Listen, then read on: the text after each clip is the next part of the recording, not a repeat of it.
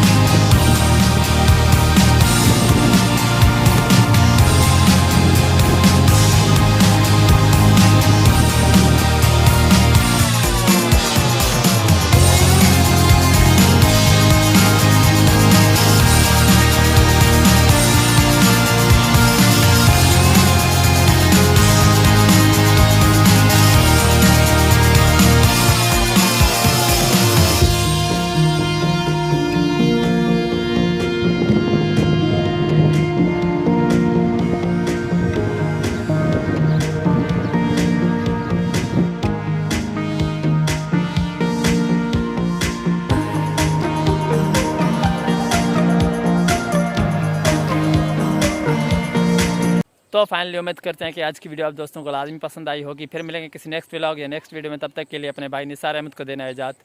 अल्लाह हाफिज़।